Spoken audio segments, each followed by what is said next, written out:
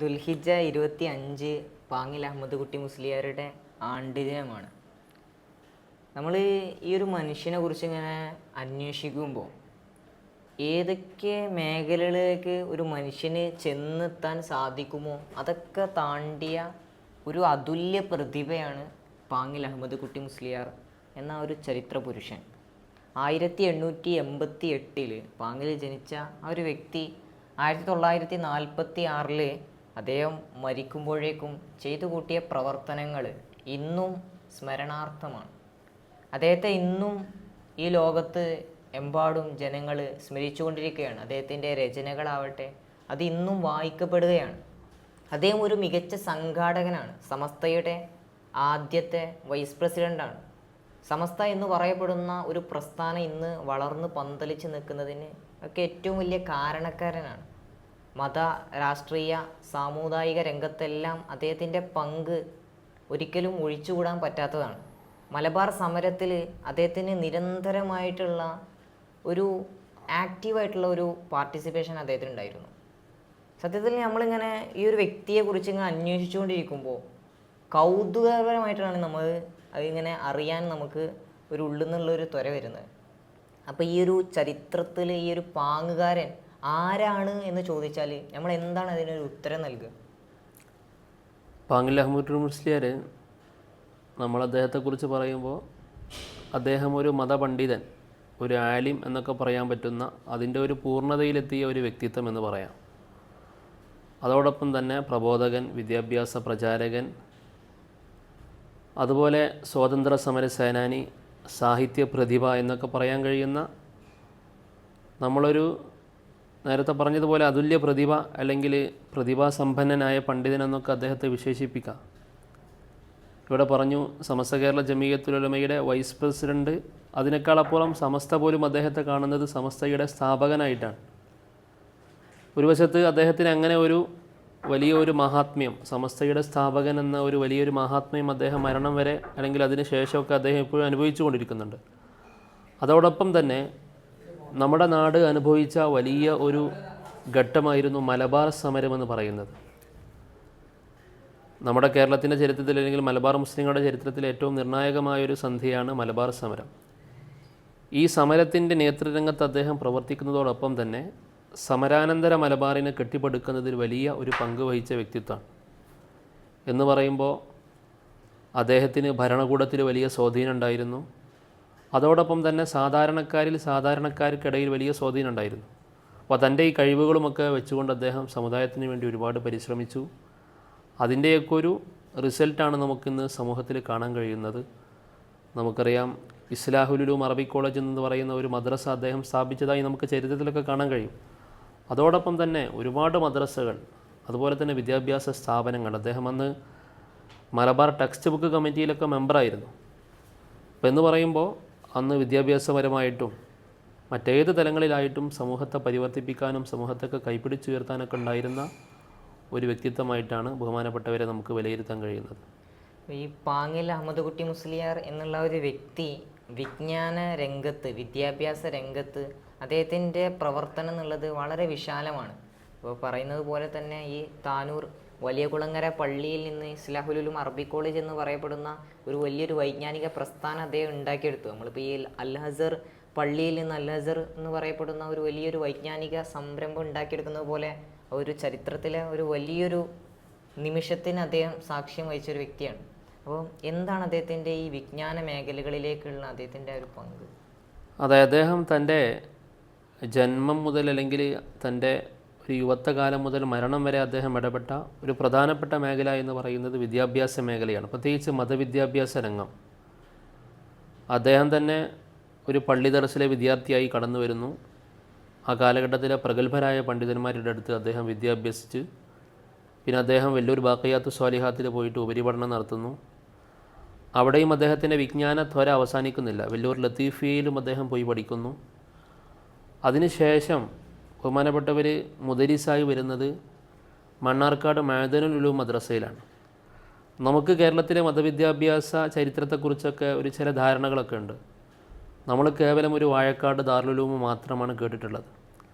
അതിനേക്കാൾ അപ്പുറം ആ കാലഘട്ടത്തിൽ ഒരുപാട് മദ്രസകളൊക്കെ നടത്തിയിരുന്നു. അതിൽപ്പെട്ട ഒരു മദ്രസയായിരുന്നു മണ്ണാർക്കാട് മഅദനുൽ മദ്രസ.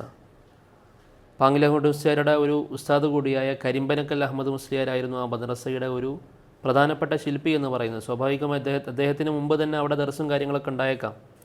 ചാലിലകത്ത് തന്നെ ഒരു വേള ആ മണ്ണാർക്കാട് അവിടെ ദർസ് നടത്താൻ വേണ്ടി വരുന്നുണ്ട്. അപ്പോൾ മണ്ണാർക്കാട് മഅദനുൽ മദ്രസയിലെ സ്വദർ മുദരിസായിട്ടാണ് അദ്ദേഹം കടന്നു വരുന്നത്. അപ്പോൾ സ്വദർ മുദരിസ് എന്നൊക്കെ പറയുമ്പോൾ അവിടെ വേറെയും അധ്യാപകരും മറ്റുള്ള സംവിധാനങ്ങളൊക്കെ ഉണ്ടാകും. അപ്പോൾ അതിന് ശേഷമാണ് ബഹുമാനപ്പെട്ടവർ താനൂരിലേക്ക് കടന്നു വരുന്നത്. മലബാർ സമരം കഴിഞ്ഞ് അദ്ദേഹത്തിന് ആ പശ്ചാത്തലത്തിൽ അവിടെ നിന്ന് മണ്ണാർക്കാട് നിന്ന് വിടേണ്ടി വരുന്നു. അദ്ദേഹം താനൂരിൽ വരികയാണ്. താനൂരിൽ വന്നുകൊണ്ട് അദ്ദേഹം ഇസ്ലാഹുൽ ഉലൂം എന്ന് പറയുന്ന ഒരു മദ്രസ തുടക്കം കുറിക്കുകയാണ്. ഞാൻ പറഞ്ഞ മണ്ണാർക്കാട് മഅദനുൽ ഉലൂം അവിടുത്തെ പള്ളി കേന്ദ്രീകരിച്ചുകൊണ്ട് തന്നെയാണ്. ഇസ്ലാഹുൽ ഉലൂം അറബി കോളേജിലേക്ക് വരുമ്പോൾ അവിടെ ഒരു വലിയ കുളങ്ങര പള്ളി എന്ന ഒരു ദർസ് വളരെ നൂറ്റാണ്ടുകളായി തുടർന്നു വരുന്നുണ്ട്.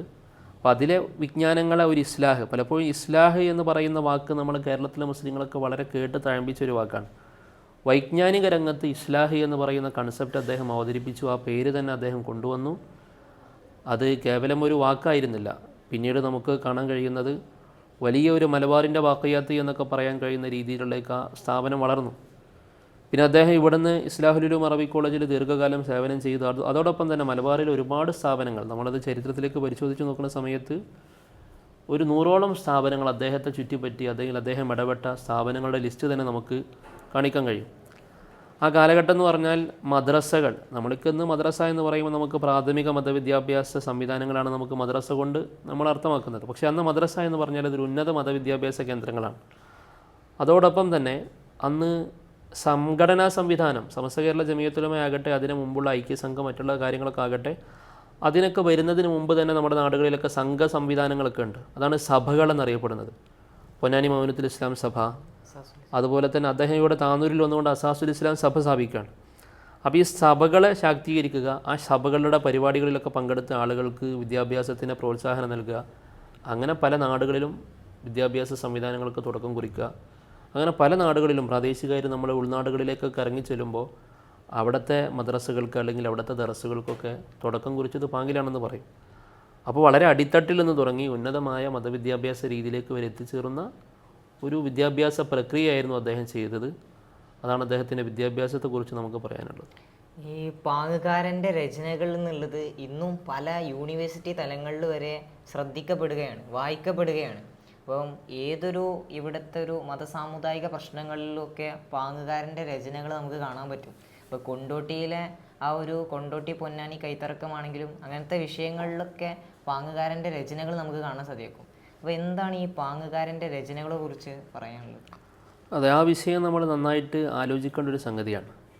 കാരണം ബഹുമാനപ്പെട്ടവരുടെ പരമ്പര, കുടുംബ പരമ്പര എടുത്തുകൊണ്ട് പരിശോധിച്ച് നോക്കുമ്പോൾ നമുക്കത് ഒരു അറബ് പരമ്പര നമുക്ക് ചൂണ്ടിക്കാണിക്കാൻ കഴിയുന്നുണ്ടെങ്കിൽ പോലും ആ പരമ്പരയിലെ രചനാരംഗത്തോ അല്ലെങ്കിൽ മറ്റേത് രംഗങ്ങളിലോ കഴിവ് തെളിയിച്ച ആളുകളെ നമുക്ക് കണ്ടെത്താൻ കഴിഞ്ഞിട്ടില്ല. നമ്മൾ സാധാരണ കേരളത്തിലെ അറബി സാഹിത്യ പ്രതിഭകളെക്കുറിച്ചൊക്കെ ചർച്ച ചെയ്യുമ്പോൾ സ്വാഭാവികം അവരൊക്കെ ഒരു പണ്ഡിത കുടുംബത്തിൽ നിന്ന് അല്ലെങ്കിൽ ഒരു അറബി സാഹിത്യ പാരമ്പര്യമുള്ള കുടുംബത്തിൽ നിന്ന് വന്നവരായിരിക്കും. ഇവിടെ പാങ്ങിൽ അഹമ്മദ് മുസ്ലിയാർക്ക് മുൻമാതൃകകളൊന്നും തൻ്റെ സമീപകാല കുടുംബത്തിൽ നിന്നില്ല എന്നാണ് നമുക്ക് മനസ്സിലാക്കാൻ കഴിയുന്നത്. അദ്ദേഹം ജീവിച്ച സമകാലിക അദ്ദേഹത്തിൻ്റെ കുടുംബ സാഹചര്യങ്ങളിലൊന്നുമില്ല. പക്ഷേ അദ്ദേഹം തൻ്റെ കഠിനാധ്വാനം കൊണ്ട് അറബി ഭാഷയിൽ സാഹിത്യത്തിൽ വലിയ വിൽപ്പത്തി നേടുകയാണ്. അപ്പോൾ അദ്ദേഹത്തിൻ്റെ ചില ഗ്രന്ഥങ്ങളൊക്കെ നമ്മൾ ചില രചനകളൊക്കെ എടുത്തുകൊണ്ട് പരിശോധിച്ച് നോക്കുമ്പോൾ അദ്ദേഹത്തിന് ഒരു 20 വയസ്സ് പോലും ആയിട്ടില്ല. ആ സമയത്ത് അദ്ദേഹം രചിച്ച രചനകളൊക്കെ നമ്മൾ അത്ഭുതപ്പെടുത്തുന്ന സാഹിത്യ ഭംഗിയുള്ള രചനകളാണ്. അറബി ഭാഷയിലാണ് അദ്ദേഹം പ്രധാനമായിട്ട് രചിച്ചത്. അതിലെടുത്ത് പറയേണ്ട ഒരുപാട് ഗ്രന്ഥങ്ങളുണ്ട്. ഗ്രന്ഥം എന്ന് പറയുമ്പോൾ വളരെ വിപുലമായ വലിയ ഗ്രന്ഥങ്ങളൊന്നും അദ്ദേഹം നടത്തിയിട്ടില്ല. എന്നാലോ ചെറിയ കാലത്തിനനുസരിച്ചുള്ള റിസാലകൾ, അതുപോലെ തന്നെ കവിതകൾ, ഇതൊക്കെ അദ്ദേഹത്തിൻ്റെ രചനകളിലൊക്കെ കാണാൻ കഴിയും. ഇപ്പോൾ ഫിഖ് സംബന്ധമായിട്ട് ഒരുപാട് രചനകൾ, അന്നഹജുൽ കവീം, തുഹ്ഫത്തു അഹ്ബാബി തളിപ്പറമ്പ്, ഇതൊക്കെ ചില സാഹചര്യങ്ങളുടെയൊക്കെ സൃഷ്ടിയാണ്. അതുപോലെ തന്നെ അദ്ദേഹം ഇടപെട്ട വളരെ പ്രധാനപ്പെട്ട ഒരു മേഖലയാണ് ചരിത്രം. ഞാൻ മനസ്സിലാക്കുന്നത് കേരളീയ പണ്ഡിതന്മാർക്കിടയിൽ, കഴിഞ്ഞ കാല കേരളീയ പണ്ഡിതന്മാർക്കിടയിൽ ഇത്രമാത്രം ചരിത്രബോധം വെച്ച് പുലർത്തിയ മറ്റൊരു പണ്ഡിതനില്ല എന്നുള്ളതാണ്. മൗലിദ് സാഹിത്യങ്ങളായാലും മൗലിദുകളൊക്കെ വളരെ ആധികാരികമായിട്ടാണ് അദ്ദേഹം തയ്യാറാക്കിയത്. ഒരുപാട് മൗലിദുകൾ അദ്ദേഹം തയ്യാറാക്കിയിട്ടുണ്ട്. ഇപ്പോൾ നമുക്കറിയാം ബദവി തങ്ങളുടെ മേലിലുള്ള മൗലൂദ്, അതുപോലെ തന്നെ നമ്മുടെ കേരളത്തിലെ സയ്യിദുമാരെക്കുറിച്ച് പ്രത്യേകിച്ച് ജിഫിരി സയ്യിദുമാരെക്കുറിച്ചുള്ള മൗലൂദ്, മമ്പറം സയ്യിദ് അലവി തങ്ങളെക്കുറിച്ചിട്ടുള്ള വിപുലമായ ആധികാരികമായൊരു മൗലൂദ്, അപ്പോൾ അങ്ങനെ ഒരു മൗലിദുകളുടെ ഒരു ലോകം, അതുപോലെ തന്നെ വിശ്വാസ ശാസ്ത്രവുമായി ബന്ധപ്പെട്ടുകൊണ്ടുള്ള ചില രചനകൾ അദ്ദേഹത്തിനുണ്ട്. ബലാഗ, നഹ്വ്, അതിലൊക്കെ നമ്മൾ വളരെ അപൂർവമായിട്ടാണ് കേരളീയ പണ്ഡിതന്മാർക്കിടയിലൊക്കെ കാണാൻ കഴിയുന്നത്. ഇൽമുൽ ബദിയയിലൊക്കെ രചനകൾ നടത്തുന്ന അപൂർവം ചില പണ്ഡിതന്മാരുടെ കൂടുതലാണ് അദ്ദേഹത്തിൻ്റെ സ്ഥാനം. അപ്പോൾ അദ്ദേഹം വളരെ തൻ്റെ കഠിനാധ്വാനം കൊണ്ടാണ് ഈ ഒരു സാഹിത്യ ലോകം അദ്ദേഹം കീഴടക്കിയത്. അദ്ദേഹം സ്വന്തമായി അൽബയാൻ എന്ന പേരിലൊരു പത്രം ഇറക്കുന്നു. ആ കാലഘട്ടത്തിൽ ബ്രിട്ടീഷ് മലബാറിൽ ഒരു പത്രം ഇറക്കുക എന്ന് പറഞ്ഞാൽ വളരെ റിസ്ക്കുള്ളൊരു കാര്യമാണ്. അത് അദ്ദേഹം സ്വയം ഏറ്റെടുത്തു. അൽബയാൻ എന്ന പേരിലൊരു പത്രം ഇറക്കി. അതുപോലെ തന്നെ അദ്ദേഹം തമിഴ് ഭാഷയിലും അതുപോലെ തന്നെ അറബി ഭാഷയിലും ഉറുദു ഭാഷയിലൊക്കെ അദ്ദേഹം അടിച്ചിറക്കിയ ലഘുലേഖകളൊക്കെ ഉണ്ട്. അപ്പോൾ അതൊക്കെ പറഞ്ഞു തരുന്നത് നമുക്കൊന്നും എത്തിപ്പിടിക്കാൻ കഴിയാത്ത ഒരു സാഹിത്യ ലോകം അദ്ദേഹത്തിനുണ്ട്. അദ്ദേഹം എഴുതിയ ചില രചനകൾ മാത്രമേ നമുക്ക് ലഭ്യമായിട്ടുള്ളൂ. ഇനിയൊരു ഡസനോളം രചനകൾ നമുക്ക് ലഭ്യമാവാനുണ്ട്. എന്നവരിപ്പോൾ കഴിഞ്ഞ കാലത്ത് അന്വേഷണങ്ങൾക്കിടയിലൊക്കെ ഓരോന്നോരോന്ന് നമുക്ക് ലഭ്യമായി വരുമ്പോൾ നമുക്കൊന്നും എത്തിപ്പിടിക്കാൻ കഴിയാത്ത ഒരു വലിയ രചനാലോകം അദ്ദേഹം ഇവിടെ ഈ ലോകത്ത് അവശേഷിച്ച് പോയി എന്നുള്ളതാണ്. അതിൽ അന്വേഷണങ്ങളൊക്കെ പുരോഗമിച്ചുകൊണ്ടിരിക്കുകയാണ്. ഈ പാങ്ങുകാരൻ എന്നുള്ളത് ഇവിടുത്തെ ആ കാലഘട്ടത്തിൽ ഉണ്ടായിരുന്ന രാഷ്ട്രീയ ജീവിതത്തിൽ ഒരു വേറിട്ടൊരു അധ്യായമായിരുന്നു. കാരണം അദ്ദേഹം ജീവിക്കുന്നത് 1920കളിലാണ്. അന്ന് മലബാർ സമരമൊക്കെ ചൂട് പിടിച്ചുകൊണ്ടിരിക്കുന്ന ആ സമയമായിരുന്നു. അപ്പോൾ ഈ മലബാറിൽ ഈ പാങ്ങുകാരൻ്റെ ആ ഒരു പ്രസക്തി എന്താണ്? ബ്രിട്ടീഷ് തുപ്പാക്കികൾക്ക് മുമ്പിൽ പാങ്ങുകാരൻ എന്താണ് ചെയ്തു വെച്ചത് എന്ന ചോദ്യത്തിന് നമുക്ക് എങ്ങനെയാണ് ഉത്തരം നൽകാൻ കഴിയും? അതെ, പാങ്ങുകാരനെ ഏറ്റവും കൂടുതൽ അനുസ്മരിക്കപ്പെടുന്ന ഒരു മേഖല കൂടിയാണത്. അത് അല്പം വിശദമായിട്ട് തന്നെ നമുക്ക് സംസാരിക്കേണ്ടി വരും. അഥവാ അദ്ദേഹം പഠനമൊക്കെ കഴിഞ്ഞ് മലബാറിലേക്ക് വരുമ്പോൾ മലബാറിൽ അന്ന് കുടിയാൻ പ്രസ്ഥാനങ്ങളൊക്കെ വ്യാപകമായി കൊണ്ടിരിക്കുന്ന സമയമാണ്. സ്വാഭാവികമായും അദ്ദേഹം അത്തരം സമരങ്ങളിലും മറ്റുള്ള കാര്യങ്ങളിലൊക്കെ ആകൃഷ്ടനായി. അതിനെ തുടർന്ന് സ്വാഭാവികമായും ഖിലാഫത്ത് പ്രസ്ഥാനം അനുബന്ധ കാര്യങ്ങളൊക്കെ വന്നപ്പോൾ അദ്ദേഹം അതിൻ്റെ ഭാഗമാവാണ്. പലപ്പോഴും പല പഴയകാല എഴുത്തുകളിലൊക്കെ നമുക്ക് കാണാൻ കഴിയുന്നത് ഖിലാഫത്ത് പ്രസ്ഥാനത്തിൻ്റെ പ്രഥമ പ്രബോധകൻ, കേരളത്തിലെ പ്രഥമ പ്രബോധകൻ അദ്ദേഹത്തിൻ്റെ പേര് കാണാറുണ്ട്. അപ്പോൾ അദ്ദേഹം അങ്ങനെ കോൺഗ്രസ്സിൽ ആകർഷനാകുന്നു. മലബാർ സമരത്തിൻ്റെ അത് ഇളക്കി വിടുന്നതിൽ അല്ലെങ്കിൽ അതിൽ പ്രചരിപ്പിക്കുന്നതിലൊക്കെ അദ്ദേഹത്തിന് വലിയ പങ്കുണ്ട്. പക്ഷേ ഒരു പ്രത്യേകമായ ഘട്ടമെത്തിയപ്പോൾ മലബാർ സമരം അതിൻ്റെ സർവ്വ നിയന്ത്രണം വിടുകയാണ്. ഈ ഘട്ടത്തിൽ അദ്ദേഹം ഒരു മതപണ്ഡിതനെ, ഞാൻ അത് ആദ്യം പറഞ്ഞ അദ്ദേഹം ആരാണെന്ന് ചോദിച്ചാൽ അദ്ദേഹം ഒരു ആലിമാണ്. അപ്പോൾ ഒരു ആലിമിനെ കുറിച്ചിടത്തോളം അദ്ദേഹത്തിന് മതവിധികളാണ് വളരെ പ്രധാനം.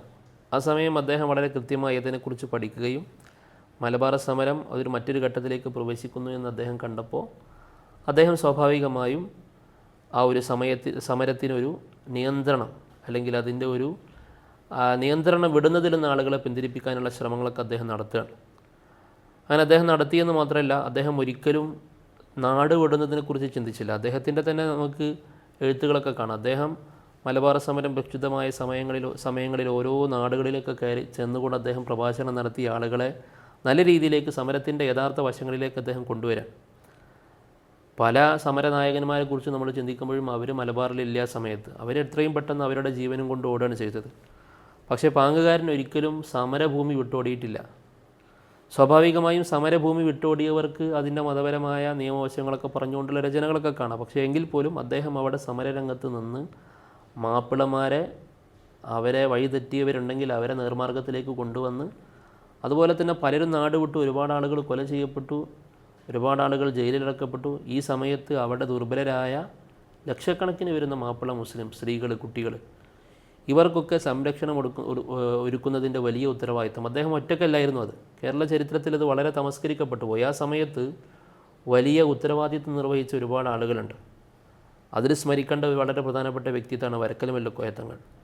അപ്പോൾ ഈ വരക്കൽ മെല്ലക്കോയത്തങ്ങളും അതുപോലെ തന്നെ പാങ്ങിൽ അഹമ്മദ് മുസ്ലിയാരൊക്കെ ഖിലാഫത്ത് പ്രസ്ഥാനത്തിലൊക്കെ ഉണ്ടായിരുന്നു. പക്ഷേ അവർ ചില യാഥാർത്ഥ്യ ബോധങ്ങളെ ഉൾക്കൊണ്ടുകൊണ്ട് സമരാനന്തര മലബാറിൻ്റെ പുനഃസൃഷ്ടിക്കായി അവർ പ്രവർത്തിച്ചു എന്നുള്ളതാണ്. സ്വാഭാവികമായിട്ടും അവർക്ക് ഭക്ഷണം കൊടുക്കാൻ, അവർക്ക് വേണ്ടിയുള്ള മറ്റുള്ള വസ്ത്രം, മറ്റുള്ള കാര്യങ്ങളൊക്കെ, അടിസ്ഥാന സൗകര്യങ്ങളൊക്കെ ഒരുക്കാൻ വേണ്ടി അവർ നന്നായി പരിശ്രമിച്ചിട്ടുണ്ട്. അദ്ദേഹം പിന്നെ സമരമൊക്കെ കഴിഞ്ഞ് അദ്ദേഹം തിരിച്ചു വരുന്നത് താനൂരിലേക്കാണ്. താനൂർ എന്ന് പറഞ്ഞാൽ മലബാർ സമരത്തിൻ്റെ ഒരു ഹൃദയഭൂമി എന്നൊക്കെ പറയാം. മലബാർ സമരത്തിൻ്റെ ഫസ്റ്റ് സ്പാർക്ക് ബ്രിട്ടീഷ് രേഖകളിൽ പോലും താനൂരിൽ നിന്നാണ്. അപ്പോൾ സമരത്തിന് നേതൃത്വം നൽകിയ ഒരാൾ താനൂരിൽ തന്നെ വരുമ്പോൾ സ്വാഭാവികമായിട്ടും അത് അദ്ദേഹത്തിൻ്റെ ഒരു കാഴ്ചപ്പാടാണ്. ഞാൻ എവിടെ വരണം, എവിടെ നിന്ന് തുടങ്ങണം. അപ്പോൾ അതിന് അദ്ദേഹം താനൂർ തന്നെ തിരഞ്ഞെടുക്കുന്നു. പിന്നെ പിൽക്കാല രാഷ്ട്രീയത്ത് ഇത്രമാത്രം സമസ്തയുടെ പണ്ഡിതന്മാരെന്നൊക്കെ ഇത്രമാത്രം രാഷ്ട്രീയ രംഗത്ത് നിറഞ്ഞു നിന്നൊരു വ്യക്തിത്വം ഉണ്ടോ എന്ന് നമുക്ക് സംശയമാണ്. ഇങ്ങനത്തെ ഒരു ചരിത്രത്തിൽ സ്വാധീനിക്കപ്പെടുക കൂടി ചെയ്തു അദ്ദേഹം. പിൽക്കാലത്ത് തിരഞ്ഞെടുപ്പുകളായാലും അല്ലെങ്കിൽ പിൽക്കാലത്തെ മലബാറിൻ്റെ രാഷ്ട്രീയമായ ഭാവിയെപ്പോലും അദ്ദേഹത്തിൻ്റെ നിലപാടുകളൊക്കെ നിർണ്ണയിച്ചിട്ടുണ്ട്. അപ്പോൾ ഒരു പണ്ഡിതൻ, ആക്ടിവിസ്റ്റ്, ഉലമ ആക്ടിവിസ്റ്റ് എന്നൊക്കെ അദ്ദേഹത്തെ നമുക്ക് വേണമെങ്കിൽ പറയാം. പക്ഷേ ഞാൻ നേരത്തെ പറഞ്ഞ ആലിം എന്ന് പറയുന്ന ഒരു അതിർവരമ്പ് അല്ലെങ്കിൽ അതൊരു അദ്ദേഹം പലപ്പോഴും കീപ്പ് ചെയ്തിരുന്നു എന്നുള്ളതാണ്. ഈ ഒരു പാങ്ങുകാരന് സമസ്തയുടെയൊക്കെ സ്ഥാപക നേതാവായിട്ടാണ് അറിയപ്പെടുന്നത്. വരക്കൽ മുല്ലക്കോയ തങ്ങളാണ് ആദ്യത്തെ സമസ്തയുടെ പ്രസിഡന്റ് എങ്കിൽ പോലും പാങ്ങിൽ അഹമ്മദ് കുട്ടി മുസ്ലിയാരെയാണ് സ്ഥാപക നേതാവായിട്ട് കണക്കാക്കുന്നത്. അപ്പോൾ എന്താണ് ഈ സമസ്തയെ, ആ ഒരു മലബാർ, ആ ഒരു പ്രക്ഷുബ്ധമായ സമര കാലഘട്ടത്തിന് ശേഷം സമസ്തയെ കൊണ്ടുവരാൻ അദ്ദേഹം കഷ്ടപ്പെട്ടിട്ടുള്ള ആ ഒരു പ്രയത്നം, അതിനെങ്ങനെയാണ് വിവരിക്കാൻ സാധിക്കുക? അഥവാ നമ്മുടെ കേരളത്തിൻ്റെ ഒരു അവസ്ഥ എന്ന് പറഞ്ഞാൽ, കേരളത്തിൽ ഒരു മഹദൂമി രീതിയിലുള്ള ഒരു വൈജ്ഞാനിക രംഗത്തായാലും പ്രബോധന രംഗത്തായാലും മഹദൂമി പാരമ്പര്യത്തിൽ അധിഷ്ഠിതമായ ഒരു ശൈലിയും രൂപമൊക്കെയാണ് ഉള്ളത്. പക്ഷേ ഈ 1920കളുടെ തുടക്കത്തിലൊക്കെ, അല്ലെങ്കിൽ സ്വാഭാവികമായും 1900ൻ്റെ തുടക്കത്തിലൊക്കെ പുതിയ ആശയങ്ങൾ, പുതിയ രീതികളൊക്കെ മലബാറിലൊക്കെ വ്യാപകമായി. പ്രത്യേകിച്ച് അന്യനാടുകളിൽ നിന്നുള്ള പ്രസിദ്ധീകരണങ്ങളൊക്കെ ഇങ്ങോട്ട് വരികയും പുതിയ ചില രീതികളൊക്കെ ഇവിടെ നടപ്പിലാക്കാൻ വേണ്ടി ശ്രമിച്ചു. പക്ഷേ ഈ പാരമ്പര്യ പണ്ഡിതന്മാർക്കിടയിൽ ഇതിനൊന്നൊരു സ്ഥാനമില്ലായിരുന്നു. പക്ഷേ അതിനിടയിലാണ് മലബാർ സമരം വരികയും സ്വാഭാവികമായിട്ടും എല്ലാവരും ഒരുമിച്ച് ഈ സമരരംഗത്ത് നിൽക്കുകയും ഞാൻ നേരത്തെ പറഞ്ഞ പാരമ്പര്യ പണ്ഡിതന്മാരാൽ തമസ്കരിക്കപ്പെട്ട ആളുകൾ, അവർക്ക് പലപ്പോഴും ഈ സമരത്തിൻ്റെ പശ്ചാത്തലത്തിൽ പല നേതൃത്വങ്ങളും കാര്യങ്ങളൊക്കെ കിട്ടി.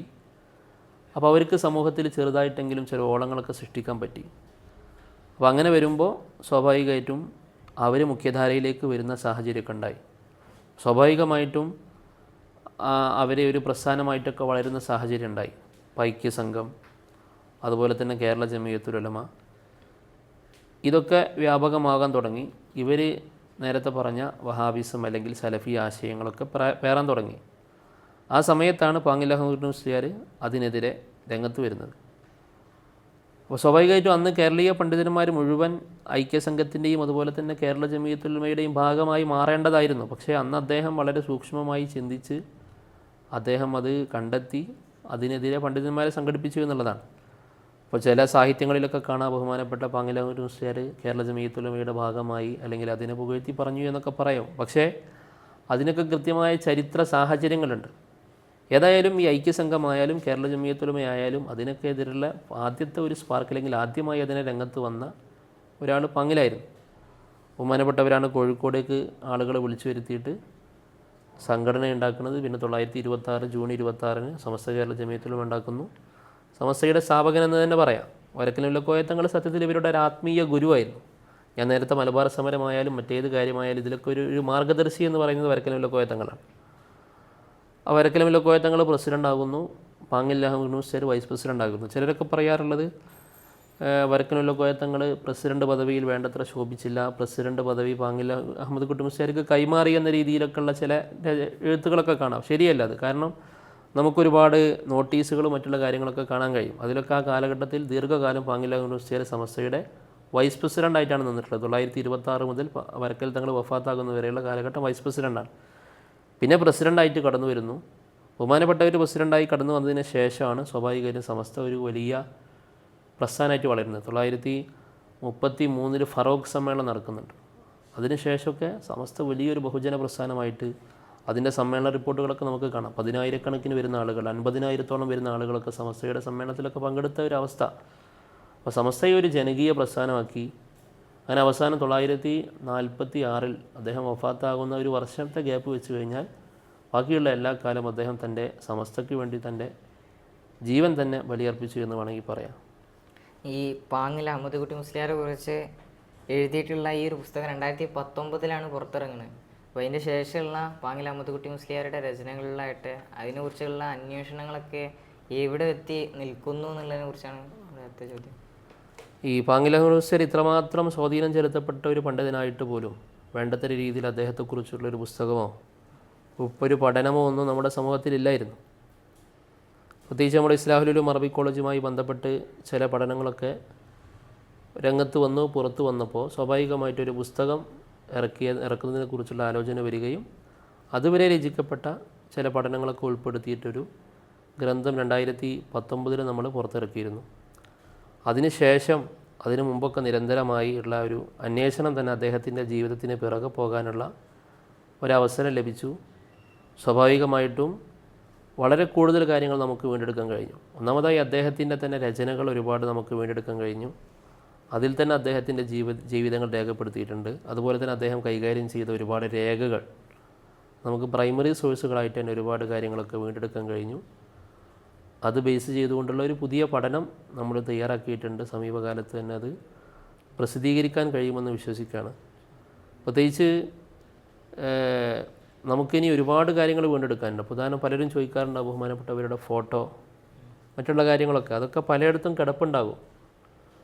നമുക്ക് ചരിത്രത്തിലേക്ക് ഇറങ്ങിച്ചെല്ലുക എന്ന് പറഞ്ഞാൽ ആ കാലഘട്ടത്തിലേക്ക് ഇറങ്ങിച്ചെല്ലണം. ആ കാലഘട്ടത്തിലേക്ക് ഇറങ്ങിച്ചെല്ലുമ്പോഴാണ് നമുക്കതൊക്കെ വീണ്ടെടുക്കാൻ വേണ്ടി കഴിയുക. അപ്പോൾ അതിനുള്ള അന്വേഷണങ്ങളൊക്കെ പുരോഗമിച്ചു കൊണ്ടിരിക്കുകയാണ്. വലിയ ഒരു സ്വീകാര്യതയാണ്. പ്രത്യേകിച്ച് ഇങ്ങനത്തെ ഒരു വ്യക്തിയെക്കുറിച്ച് നമ്മൾ പഠിച്ചുകൊണ്ടിരിക്കുമ്പോൾ വലിയ ഒരു സ്വീകാര്യതയും അതുപോലെ തന്നെ ആളുകൾക്കിടയിലൊക്കെ വലിയൊരു സ്വാധീനമൊക്കെ ഉണ്ടാക്കാൻ വേണ്ടി കഴിഞ്ഞിട്ടുണ്ട്. കാരണം പുതിയ പുതിയ വിവരങ്ങൾ സമൂഹത്തിലേക്ക് സമർപ്പിക്കുമ്പോൾ അതിനൊരു റിസൾട്ട് ഉണ്ട്, കൂടുതൽ കാര്യങ്ങൾ കണ്ടെത്താൻ കഴിയുമെന്നുള്ളൊരു പ്രതീക്ഷയുണ്ട്. ഇൻഷാ അല്ലാഹ് ഈ വരുന്ന പുസ്തകത്തിലൂടെ നമുക്ക് ഒരുപാട് കാര്യങ്ങൾ സമൂഹത്തിലേക്ക് സമർപ്പിക്കാൻ വേണ്ടി കഴിയും. കേരള രാഷ്ട്രീയ മത സാമുദായിക രംഗത്ത് പാങ്ങിൽ അഹമ്മദ് കുട്ടി മുസ്ലിയാർ എന്ന പാങ്ങുകാരൻ നിർവഹിച്ചെടുത്ത ഒരു വലിയൊരു ഓളങ്ങളെ കുറിച്ചാണ് നമ്മളിന്ന് സംസാരിച്ചിട്ടുള്ളത്. അപ്പോൾ പാങ്ങിൽ അഹമ്മദ് കുട്ടി മുസ്ലിയാർ എന്നുള്ളത് ഒരു ചരിത്ര പുരുഷനാണ്. ഏതൊക്കെ മേഖലകളിലേക്ക് ഒരു മനുഷ്യനെ ചെന്നെത്താൻ പറ്റുമോ ആ മേഖലകളിലേക്കൊക്കെ അദ്ദേഹം ചെന്ന് എത്തിയിട്ടുണ്ട്. ഒരു പണ്ഡിതന് പുറമെ അദ്ദേഹം ഒരു സംഘടന പ്രവർത്തന മേഖലയിൽ പ്രവർത്തിക്കുന്ന ഒരു വ്യക്തിയാണ്. അതുപോലെ തന്നെ അദ്ദേഹം നല്ലൊരു എഴുത്തുകാരനാണ്. അദ്ദേഹം അതുപോലെ തന്നെ നല്ലൊരു വാഗ്മിയാണ്. അതുപോലെ തന്നെ അദ്ദേഹം നല്ലൊരു രാഷ്ട്രീയ പ്രവർത്തകനാണ്. അങ്ങനെ തുടങ്ങി എല്ലാ മേഖലകളിലേക്കും ഇറങ്ങിച്ചെന്ന ഒരു ചരിത്ര വ്യക്തി, ഒരു ചരിത്ര പുരുഷനായിരുന്നു പാങ്ങിൽ അഹമ്മദ് കുട്ടി മുസ്ലിയാർ എന്നുള്ളത്. അപ്പം അദ്ദേഹത്തെക്കുറിച്ച് ഇനിയും ഒരുപാട് വായിക്കാനും അദ്ദേഹത്തെക്കുറിച്ചുള്ള ഒരുപാട് അന്വേഷണങ്ങൾ നടത്താനും നാഥൻ നമുക്ക് തൗഫീക്ക് നൽകട്ടെ. ആമീൻ. അസ്സലാമു അലൈക്കും. വഅലൈക്കും അസ്സലാം.